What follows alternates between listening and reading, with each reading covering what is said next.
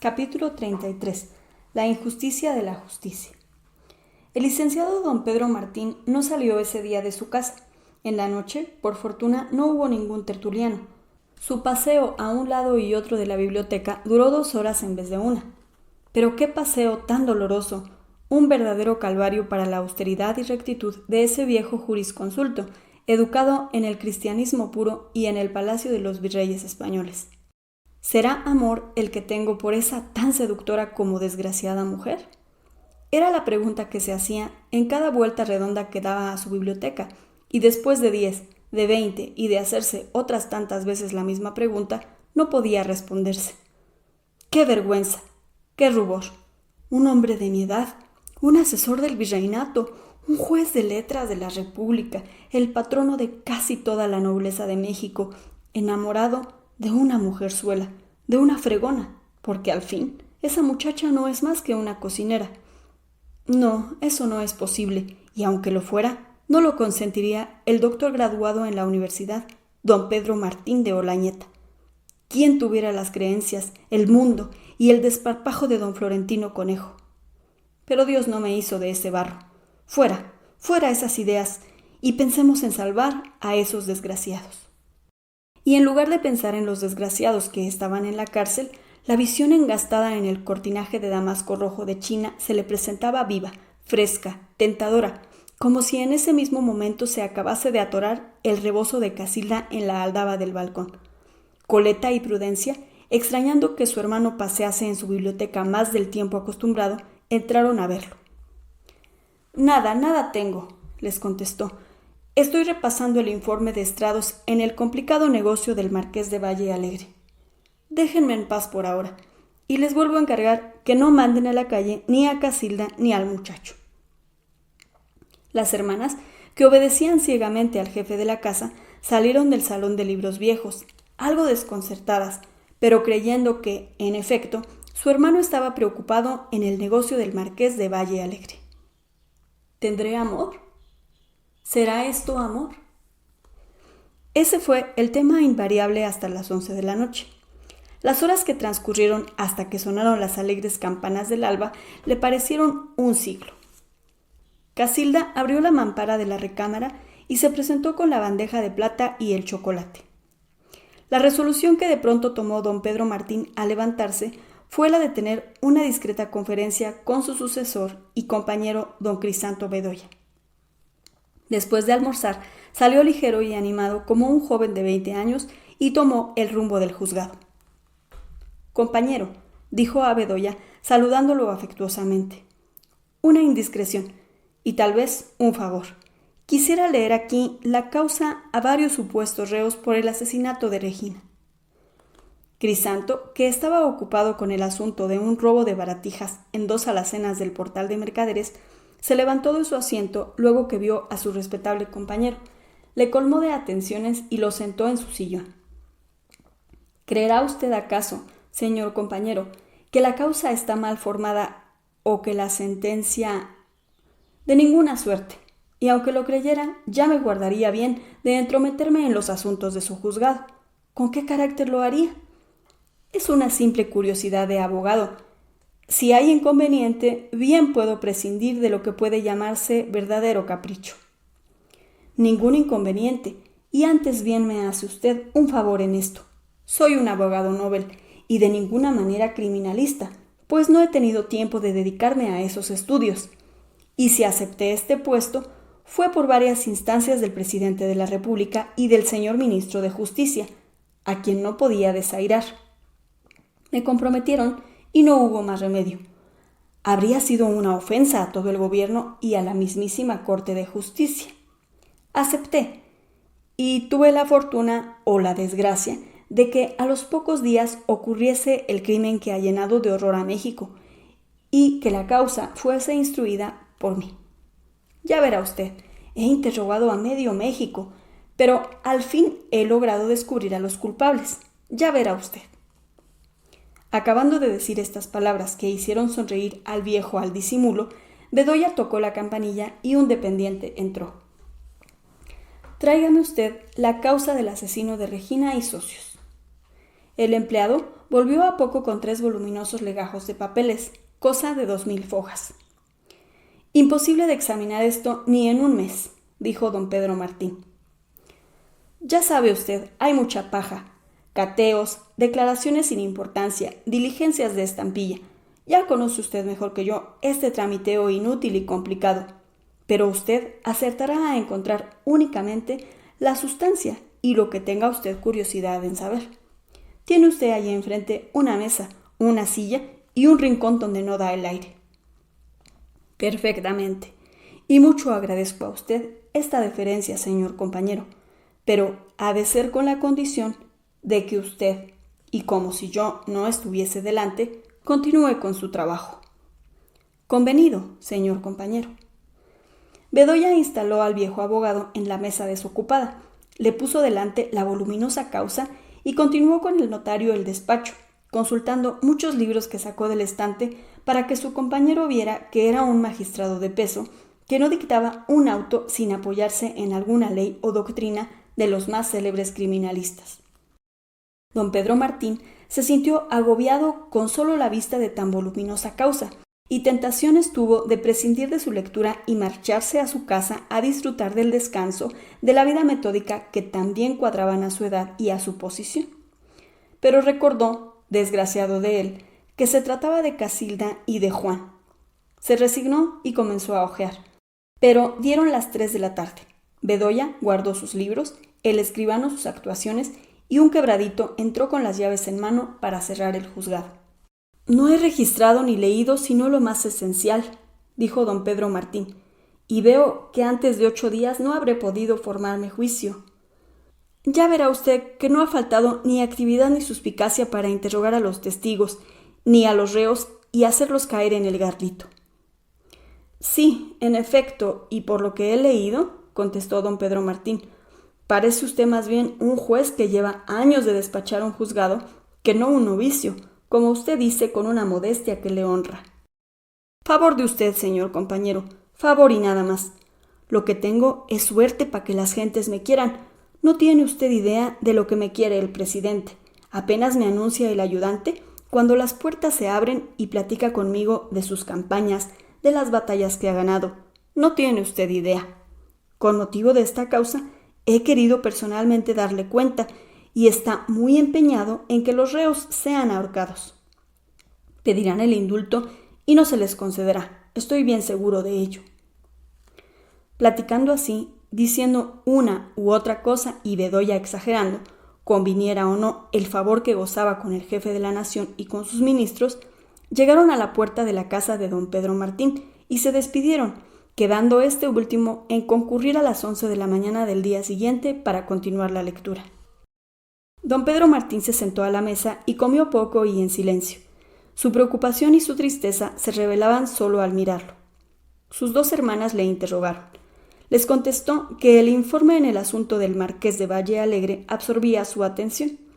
Durante una semana no tuvo otra ocupación más que ir a la hora convenida al juzgado y leer las innumerables hojas de que se componía la causa, y con el mayor asombro se enteraba, a medida que avanzaba, de que el juez no había hecho más que aplicar a los reos las duras penas que establecían las leyes españolas y mexicanas, aplicables a falta de código criminal que no existía.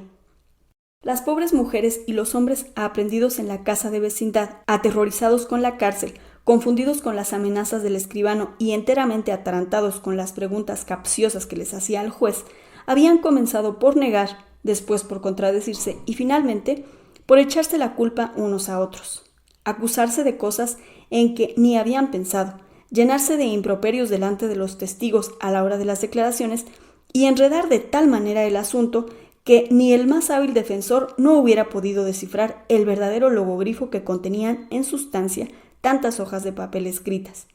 El defensor, por salir del paso, se había limitado en 4 renglones a pedir indulgencia para los culpables, mientras el fiscal pedía para todos, en 4 líneas, la aplicación de la última pena. Habían sido interrogados multitud de testigos del barrio de Regina, de San Ángel, del barrio de San Pablo, de todas partes. Los unos se habían negado a declarar, no queriendo comprometerse. Otros, por malevolencia, habían declarado en contra y sostenido, aún delante de los acusados, sus falsas narraciones. Otros, ignorantes y queriendo salir del paso y no ser molestados, habían contestado un sí a cuantas interrogaciones se les habían hecho. De modo que por una de esas casualidades fatales, en muchos puntos resultaron conformes las declaraciones de los testigos con los presuntos reos. Solo la anciana enérgica que surtía de dulces a las casas del conde de Saus, del marqués de Valle Alegre y de los condes de Santiago y continuaba, por orden del juez y con beneplácito del propietario de la finca, desempeñando de casera y había logrado arrendar las localidades vacías, cada vez que el juez la llamaba, por más preguntas capciosas que le hacía, se limitaba a la misma respuesta.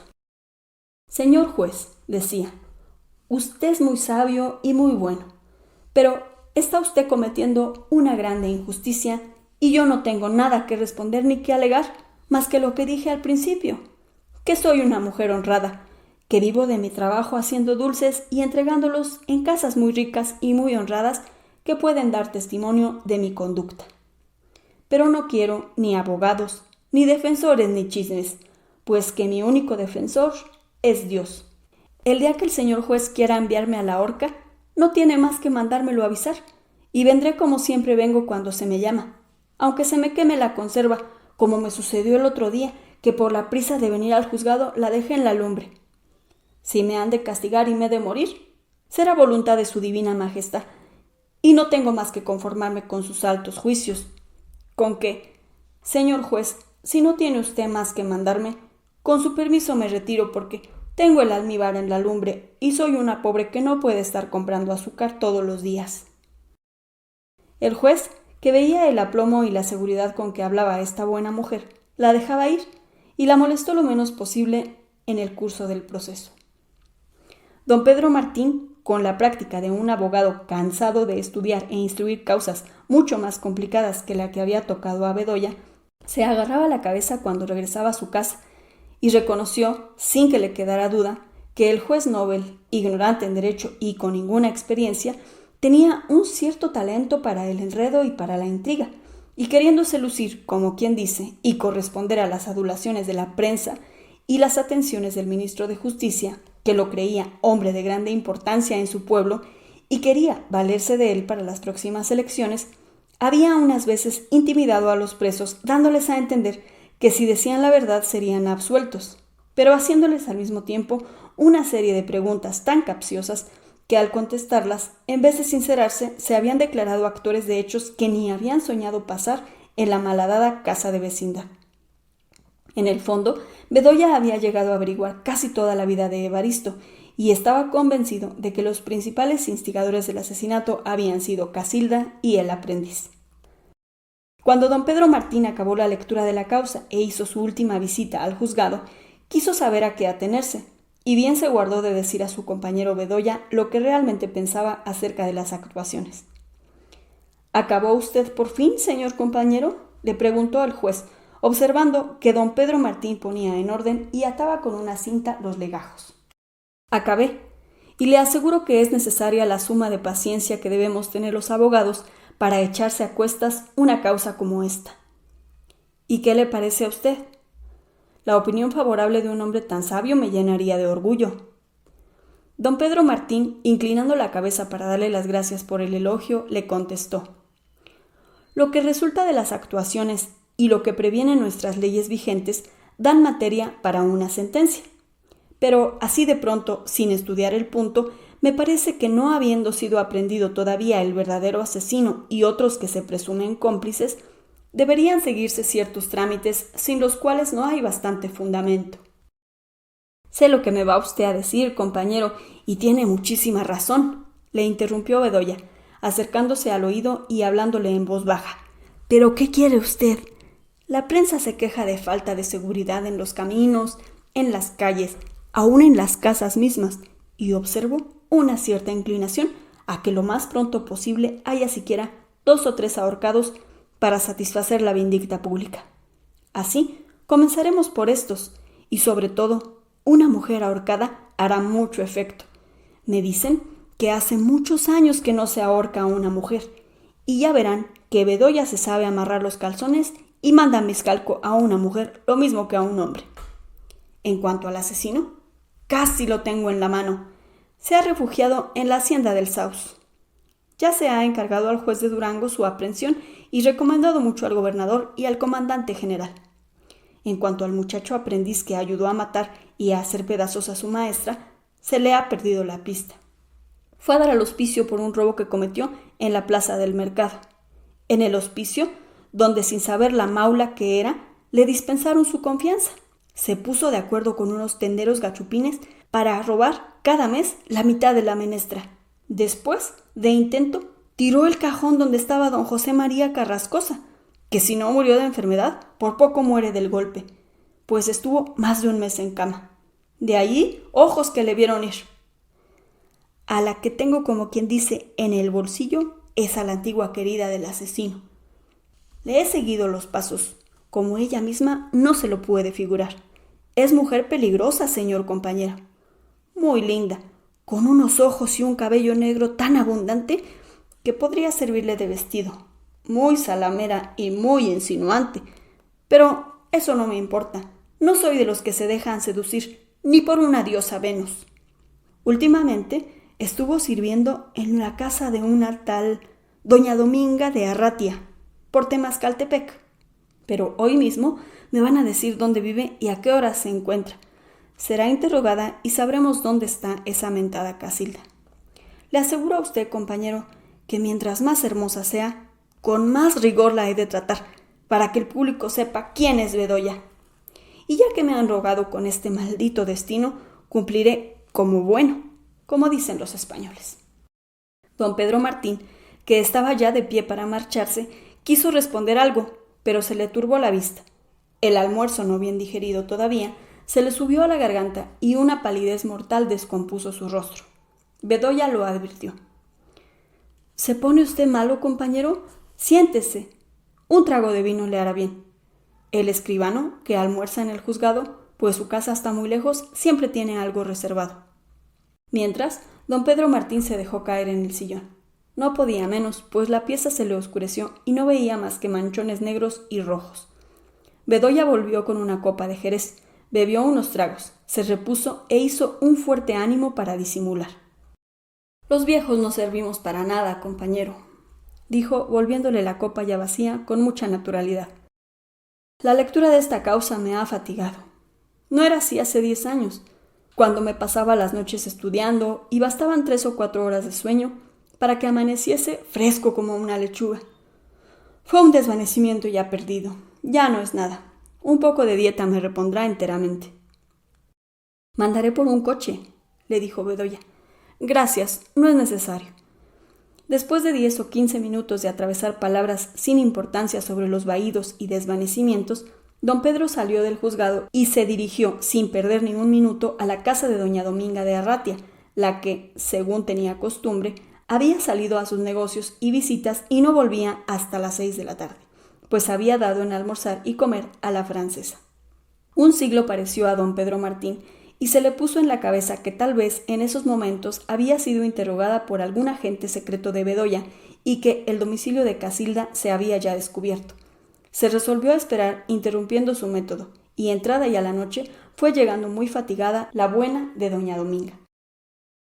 Cumplimientos aparte, le dijo don Pedro, sin hacer caso de las palabras afectuosas de la dama y de sus disculpas por haber llegado tan tarde a su casa. Si aquí o en la calle le preguntan a usted por la criada que tanto recomendó a mis hermanas y con la cual estamos muy contentos, dígales que le dio usted su papel de conocimiento como es de costumbre y como lo merecía por haberse portado bien, pero que ignora usted en qué casa se haya colocado y que más bien cree que se ha marchado a Tulancingo, donde tiene su comercio de rebozos. No hay que salir de eso, por más preguntas que le hagan. Aprenda usted bien la lección y repítala a su marido, por si a él lo interrogasen también. Cuidado con faltar, pues con una palabra indiscreta perjudicaría a usted a una buena mujer. Si usted faltase a estas instrucciones, tendría con mucho sentimiento que interrumpir las buenas relaciones que ha llevado con mi familia y no me encargaría más de sus negocios. Cuando sea tiempo, impondré a usted de la causa que ha movido que yo le haga esta recomendación. Doña Dominga de Arratia, que, además del sincero cariño que tenía por el licenciado, lo respetaba por su edad y su saber, Le prometió que cumpliría como si se lo hubiese mandado su confesor, y lo mismo haría su marido. Don Pedro Martín se retiró y entró un tanto contento a su casa, donde sus hermanas lo esperaban con impaciencia. En la noche, a la hora del paseo acostumbrado en su biblioteca, fue cuando tuvo el viejo abogado tiempo de reflexionar en la situación comprometida y horrible en que lo había colocado repentinamente y en muy pocos días la casualidad, el destino o la providencia. La conversación que escuchó en el comedor le había probado que los supuestos reos que estaban condenados a prisión o a la muerte eran perfectamente inocentes, y un hombre como él, religioso y de conciencia, una vez que por obra de la providencia había sabido la verdad, no podía permitir la muerte, la deshonra y el martirio de esos desgraciados. Pero, ¿cómo hacerlo? Era necesario que compareciesen ante la justicia Casilda y Juan, a quienes él había protegido, y se guardaban en su casa. Juan y Casilda podían vindicarse, él mismo les proporcionaría un defensor hábil, y no probándoles nada, serían puestos en libertad. Pero de pronto tendrían que ir a la cárcel, y él haría el papel de denunciante de los que él mismo había amparado, y tenía la certeza de que eran tanto o más inocentes que los vecinos. Suponiendo que se resolviese a presentar a sus prodigios, ¿qué diría el público? ¿Qué comentarios no se harían?